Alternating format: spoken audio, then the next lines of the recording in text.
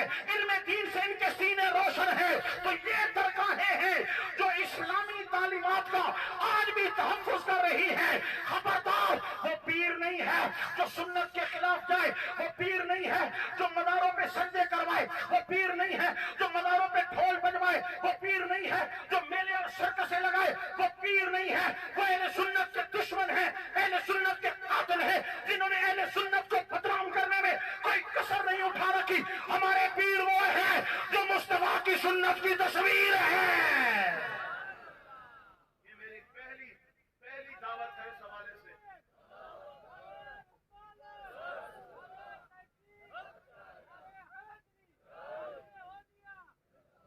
ہم مسلمان ہیں اور مسلمان غیرت مند ہوتا ہے، تو خدا کے لیے جن مزارات پر یہ تماشے لگے ہوں اور اس کے موقع پر مت جایا کرو، ثواب نہیں ہوتا، گناہ ہوتا ہے۔ اور اس کے علاوہ جاؤ، حاضری دے کے آ جاؤ۔ ایسے عرس اور میلوں کی زینت بننا بھی گناہ اور حرام ہے، جہاں مصطفیٰ کریم کی سنت کا قتل عام ہوتا ہے، جہاں بے پردگی اور بے حیائی کا بازار گرم ہوتا ہے۔ ان لوگوں نے کمائی کا ذریعہ بنا دیا ہے مزارات کو۔ انہوں نے یہ نہیں سوچا کہ مزارات تو فیض کا ایک در ہوتا ہے، مزارات سے نور پھیلتا ہے، مزارات سے امت مسلمہ کی روح کی تسکین کے اسباب مہیا کیے جاتے ہیں، مزارات سے فیض یابی حاصل ہوتی ہے، مزارات سے قرآن اور سنت کی راہوں پہ چلنا ملت کو نصیب ہوتا ہے۔ بہرحال آج جہاں مزارات پر آپ کو یہ خرافات نظر آ رہے ہیں، یاد رکھو ان کے سجادہ نشینوں کا اہل سنت و جماعت کے ساتھ کوئی تعلق نہیں ہے۔ میں ایک اور گزارش بھی کرنا چاہتا ہوں، بڑی توجہ کے ساتھ سنیے، لیکن پہلے سبحان اللہ بولیے، پتہ چلے کہ آپ بیدار ہیں اور سمجھ رہے ہیں۔ دوسری گزارش یہ ہے دوستو، میں پہلے ایک آپ کو تاریخ بیان کر چکا کہ اولیاء کاملین نے یہاں اسلام پھیلانے میں کردار ادا کیا ہے، علماء نے کردار ادا کیا ہے، اور آج اگر ان کے مزارات پر ان کی اولادیں غلط کام کر رہی ہیں، ان کی اولادوں نے داڑھی منڈا کر سنت کے خلاف کیا ہے، ان کی اولادیں بے نماز ہیں، ان کی اولادیں بے پردہ عورتوں میں بیٹھتی ہیں، ان کی اولادیں بے حیائی کے کام کرتی ہیں، ان کی اولادیں غلط راہوں پہ چلی ہوئی ہیں، تو جتنا ان کے بزرگوں نے اسلام کے حق میں کام کیا تھا، آج اتنا ان کی نسل اسلام کے خلاف کام کر رہے ہیں۔ انہوں نے جو بنایا تھا یہ بگاڑنے پہ لگے ہوئے ہیں، انہوں نے جو قوم کو سیدھا راستہ دکھایا تھا یہ قوم کو گمراہ کرنے پہ لگے ہوئے ہیں۔ لہذا میں بار بار کہہ رہا ہوں، جیلی پیر، فراڈی پیر، بے عمل جاہل اور بد عمل پیر، ان کا اہل سنت و جماعت کو بلیم نہ دیا جائے۔ ان کا اپنا کردار ہے، ان کی اپنی گمراہی ہے۔ ہم اس پیر کی قدر کرتے ہیں، ہم اس پیر کے ہاتھ چومتے ہیں، ہم اس پیر کو اپنے سر پہ بٹھاتے ہیں، ہم اس پیر کے قدموں کی خاک کو آنکھوں کا سرما بنانے کے لیے تیار ہیں، جو مصطفیٰ کی شریعت کا عالم بھی ہے اور مصطفیٰ کی سنت کا عامل بھی ہے۔ ذرا اونچا بولیے سبحان اللہ، ماشاءاللہ۔ دوسری گزارش میں یہ کرنا چاہتا ہوں، سامعین محترم، اتنا بڑا مجمع، دور و نزدیک سے ہزاروں لوگ جہاں پہ تشریف لائے، اسٹیج کی زیب و زینت بننے والے سینکڑوں علماء ذیشان جہاں پر بیٹھے ہیں، ان اجتماعات کا مقصد کیا ہے؟ مقصد یہ ہے کہ عوام کا شعور بیدار کیا جائے۔ آج ہمارے اندر جو خرافات پیدا ہو چکی ہیں، جو غلط باتیں پیدا ہو چکی ہیں، ان کے خلاف محاذ آرائی کی جائے اور امت کے اندر حضور کی سنت اور شریعت کی طرف گامزن ہونے کا ایک جذبہ پیدا کیا جائے۔ آج ہمارے اندر کتنی خرافات ہیں، آپ دیکھ لیجئے، ہم فرائض دینیہ کو چھوڑ چکے ہیں۔ کتنے مسلمان ہیں جو 5 وقت کی نماز ادا کرنے والے ہیں؟ کتنے مسلمان ہیں جو رمضان کا احترام کرتے ہیں اور روزے ادا کرتے ہیں؟ کتنے مسلمان ہیں جو زکوٰۃ پوری دیتے ہیں، جو عشر پورا دیتے ہیں، جو اپنی فصلوں سے 10واں 20واں حصہ خدا کی راہ میں پورا نکالتے ہیں؟ کتنے مسلمان ہیں جو حلال و حرام میں فرق کرنے والے ہیں؟ آج کتنے مسلمان ہیں جن کے گھروں میں صحیح معنوں میں پردے کے احکام جاری ہیں؟ آج ہم میں سے کتنے مسلمان ہیں دوستو جو نبی پاک کی سنت کو اپنے چہروں پہ سجائے ہوئے ہیں؟ ہم میں سے کتنے مسلمان ہیں جو حضور کی سنت اور شریعت کو سب سے پہلا حکم سمجھتے ہیں؟ کون سا کام کرو گے تو جواب دیتے ہیں ہم شریعت والا کام کریں گے، جو جائز ہوگا ہم وہ کریں گے، جو ناجائز ہے ہم وہ کام نہیں کریں گے۔ لیکن امت بگڑ چکی ہے، آج نماز نہیں ہے، آج مسجدیں ویران پڑی ہیں۔ مسلمانوں کیا سمجھتے ہو بغیر نماز کے بخشے جاؤ گے؟ قطعاً ایسا ہرگز نہیں ہو سکتا۔ نماز فرض ہے، فرض عین ہے، اور قیامت کے میدان میں پہلا سوال نماز کے متعلق کیا جائے گا۔ یاد رکھو اگر نمازی ہو تو قیامت میں نبی پاک کی امت میں اٹھو گے اور حضور شفاعت کر کے جنت میں تشریف لے جائیں گے. اور اگر بے نماز چلے گئے اور بے نماز اٹھو گے, قیامت میں حامان و شداد و نمرود کے ساتھ حشر کیا جائے گا اور جہنم کی آگ مقدر ہوگا. لوگوں, صرف نعروں سے بات نہیں بنتی, صرف لنگر کھانے سے بات نہیں بنتی, ہمیں عمل کی دنیا میں آنا پڑے گا. عمل کی دنیا میں آنا پڑے گا. ہماری مسجدوں کی چٹائیاں ویران پڑی ہیں, مسجدوں کی صفیں ویران ہیں. امام اذان دے کے کھڑا ہے کہ کوئی آئے تو میں جماعت کروں. اذان بھی امام دیتا ہے, نماز بھی اکیلی تنہا پڑھتا ہے اور پھر گھر کو چلا جاتا ہے. یہ جو سینکڑوں کی آبادی ہے, یہ جو ہزاروں کی آبادی ہے, کیا مسلمانوں کے گھر نہیں ہے کہ آپ کے قزانوں تک اذان کی آواز نہیں آئی؟ آؤ سنو, شاید کہ دل نرم ہو جائے. بات سنو, بار بار سنو, اور سے سنو. میرے محبوب کریم کی بارگاہ میں عرض کیا, فدا قومی وابی یا رسول اللہ, آقا میرے ماں باپ قربان جائے, میں آنکھوں سے نابینا ہوں, آنکھوں سے معذور ہوں. جب اذان ہوتی ہے کیا میں گھر میں نماز پڑھ لیا کروں؟ میرے محبوب نے فرمایا, اے میرے غلام, کیا تیرے کانوں تک اذان کی آواز آتی ہے؟ حضور, میرے کانوں تک اذان کی آواز آتی ہے. فرمایا, اگر اذان کی آواز تیرے کانوں تک آتی ہے تو تجھے مسجد میں آ کر نماز پڑھنی ہوگی. سنو, ایک شخص آنکھوں سے نابینا ہے, حضور فرماتے ہیں مسجد میں آ کر نماز پڑھنی ہوگی. ارے نہ تم اندھے ہو, نہ تم بہرے ہو, نہ تم لنگڑے ہو, نہ تم لولے ہو, نہ تم معذور ہو, نہ تمہیں کوئی اور مصیبت ہے, نہ کوئی اور بلا ہے, پھر کیوں نہیں نماز پڑھتے؟ پھر سجدے کیوں نہیں کرتے؟ پھر 5 وقت اپنے مالک کو یاد کیوں نہیں کرتے؟ یہ ثابت کیوں نہیں کرتے کہ میں مسلمان ہوں؟ کیونکہ مسلمان اور کافر میں بڑا فرق کیا ہے؟ بولو کیا ہے؟ نماز ہے. مومن و کافر میں فرق کیا ہے؟ نماز ہے. تو ثابت کر, فجر بھی پڑھ, ظہر بھی پڑھ, عصر بھی پڑھ, مغرب بھی پڑھ, عشاء بھی پڑھ. صحت ہو یا بیماری ہو, سفر ہو یا حضر ہو, سردی ہو یا گرمی ہو, شام ہو یا دن ہو, نماز قضا نہیں کرنی. بتا دے, میں نام کا مسلمان نہیں ہوں, میں کام کا مسلمان ہوں. میں نے یہاں سے کلمہ نہیں پڑھا, میں نے یہاں سے کلمہ پڑھا ہے. میں نے یہاں سے اللہ کو نہیں مانا, بلکہ میں نے دل کے ساتھ بھی اللہ پاک کا اقرار کیا ہے. میں محمد مصطفیٰ کا سچا نوکر ہوں, سچا غلام ہوں. دوستو, نبی کا غلام تو جان بھی دے دیتا ہے, کائنات قربان کر دیتا ہے. یہ کیسا غلام ہے جو 5 وقت نماز بھی نہ پڑھ سکے؟ ارے نماز کیا ہے؟ رزق میں برکت چاہتے ہو تو نماز پڑھو, دعاؤں کی قبولیت چاہتے ہو تو نماز پڑھو, اپنے گھر میں صحت چاہتے ہو تو نماز پڑھو, ہاں برکت چاہتے ہو تو نماز پڑھو, اتفاق چاہتے ہو تو نماز پڑھو, قبر میں روشنی چاہتے ہو تو نماز پڑھو, قیامت کی تلخیوں سے بچنا چاہتے ہو تو نماز پڑھو, دوزخ کی آگ ایندھن بننے سے بچنا چاہتے ہو تو نماز پڑھو, جنت کی بہاروں سے آشنا ہونا چاہتے ہو نماز پڑھو. جو نماز پڑھ گیا, آج میری بات جس کے دل پہ اثر کر گئی اور نمازی بن گیا, خدا کی قسم مرتبہ کلمہ نصیب ہوگا, مصطفیٰ کا جلوہ دیکھے گا, قبر میں نور آئے گا, قیامت میں شفاعتیں ہوگی, جنت میں چلا جائے. اگر آج نہیں سمجھا, کون سمجھائے گا؟ تو کب سمجھے گا؟ تیرا دل ہے یا پتھر؟ ثم قست قلوبکم من بعد ذلک فہی کالحجارہ او اشد قسوہ. ارے دل سخت ہو گئے, دل پتھر ہو گئے, پتھروں سے بھی سخت ہو گئے. ارے پتھروں سے بھی اثر ہو جاتا ہے, تیرے دل پہ اثر کیوں نہیں ہوتا؟ تو نمازی کب بنے گا؟ جب سانسیں نکل جائیں گی. تو نمازی کب بنے گا؟ جب آنکھیں بند ہو جائیں گی. تو نمازیں کب پڑھے گا؟ جب موت تیرے سر پہ آ جائے گی. تو نمازی کب بنے گا؟ جب کفن پہن لے گا. تو نمازی کب بنے گا؟ جب قبر میں اتارا جائے گا. تو نمازی کب بنے گا؟ بتا کب بنے گا؟ میں جھنجھوڑ رہا ہوں میرے بھائی, ابھی زندگی ہے, ابھی سانسیں ہیں, ابھی مرا نہیں ہے, ابھی توبہ کے دروازے کھلے ہیں.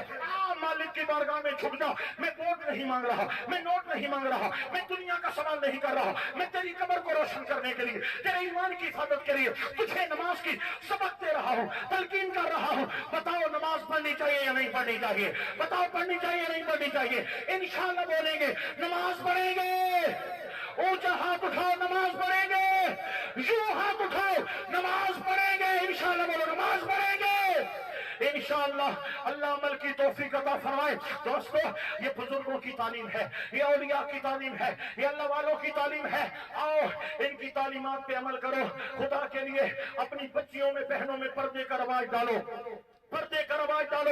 یہ میرا جسم میری مرضی والی عورتیں, یہ عورت کی آزادی کی بات نہیں کرتی. عورت کو آزادی تو اسلام نے دی ہے. عورت کو گھر کی مالکن بنا دیا ہے. گھر میں بیٹھو, بس گھر کو سنبھالو.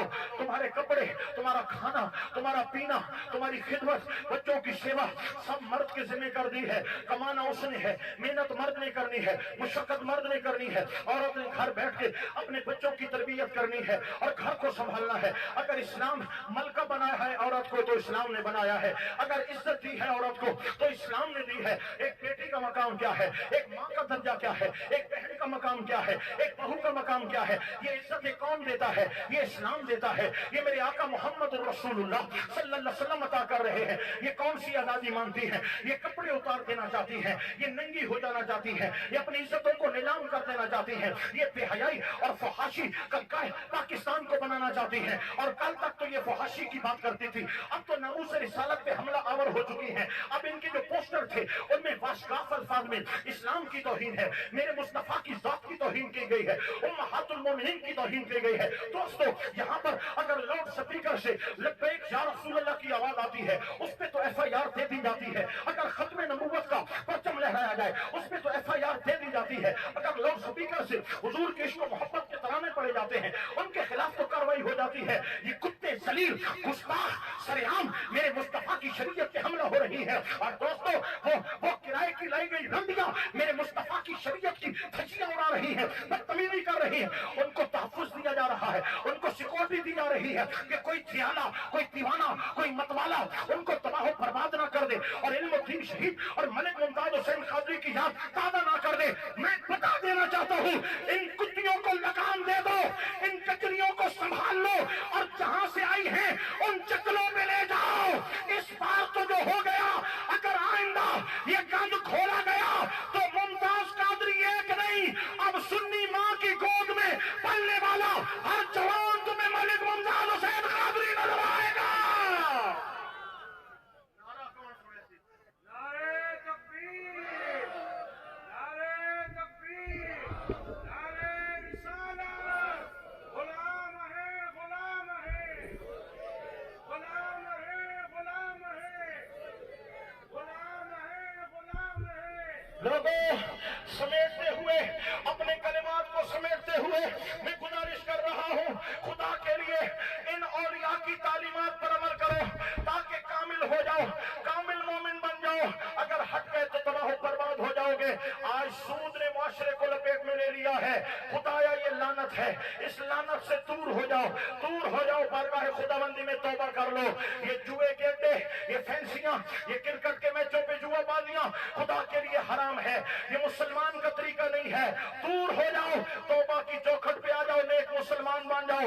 یہ بے پردگیاں، یہ بے حیائیاں، یہ موبائل فون کے ذریعے بڑھتی ہوئی فحاشی اور رجحانی، یہ نوجوان نسل کی تباہی اور بربادی ہے۔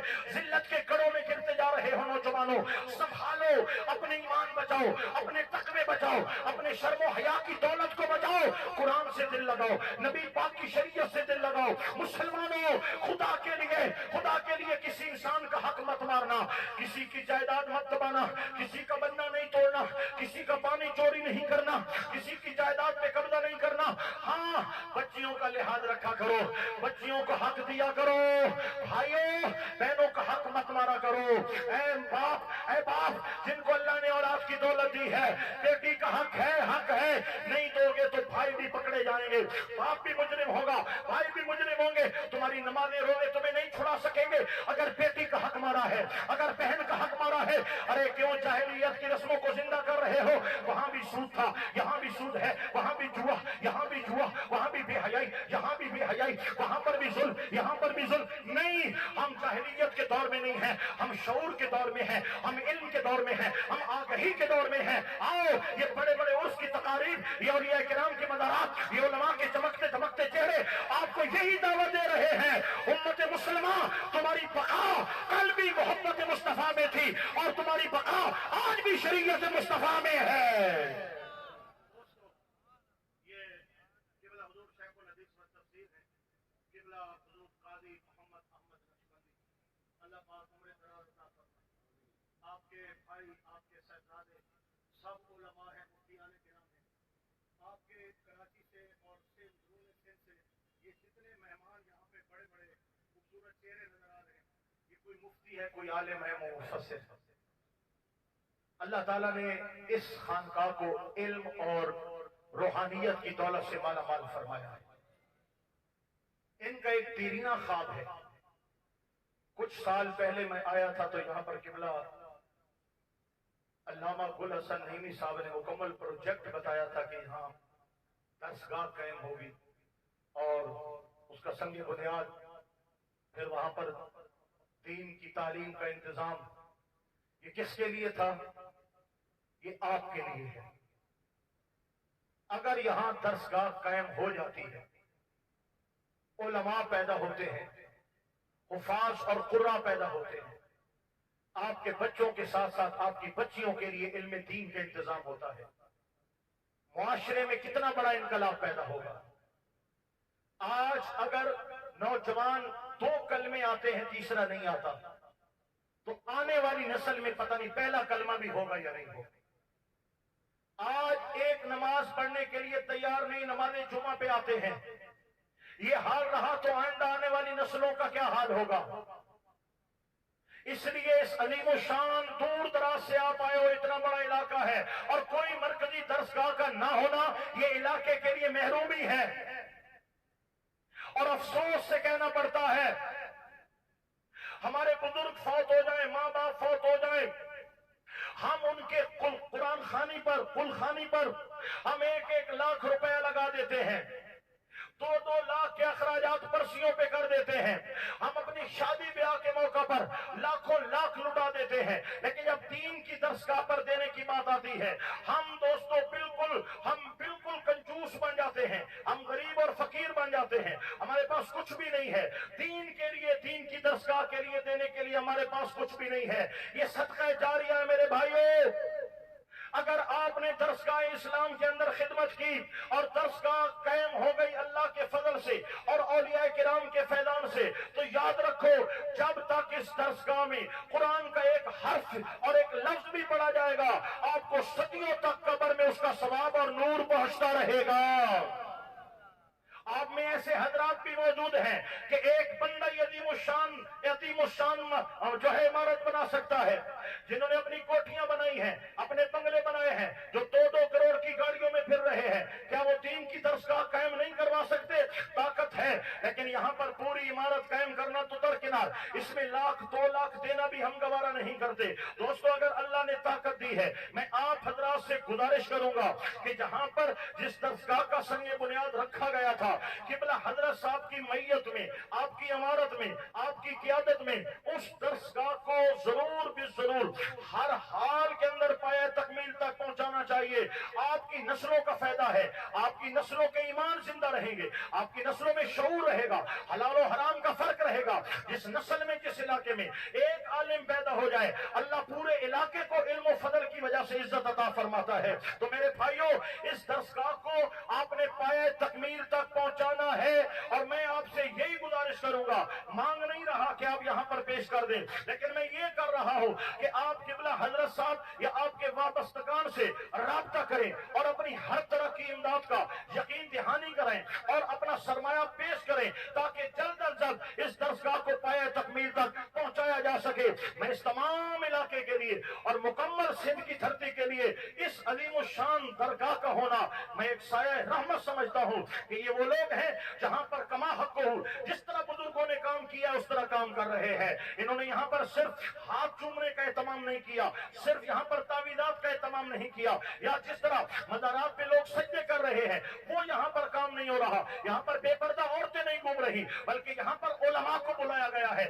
وعظ و نصیحت کا اہتمام کیا گیا ہے، تاکہ سینے روشن ہو، علم اور شعور کی شمع روشن ہو، اور قوم کے اندر اچھی عادتیں پیدا ہو اور برائی سے نفرت پیدا ہو۔ یہ وہ طریقہ ہے جو بزرگوں کا طریقہ ہے، اولیاء کاملین کا طریقہ ہے۔ اللہ تعالیٰ تمام درگاہوں کے سجادہ نشین کو ایسی عقل سلیم عطا فرمائے، ایسی اللہ پاک ان کو فراست عطا فرمائے، اور ہمیں مسلک حق کا اہل سنت والجماعت پر اللہ پاک جینے اور مرنے کی توفیق عطا فرمائے۔ صدائیں درودوں کی آتی رہیں گی، آپ اٹھائیں، آپ نے بڑا ساتھ دیا ہے میرا، صدائیں درودوں کی آتی رہیں گی، انہیں سن کے دل شاد ہوتا رہے گا۔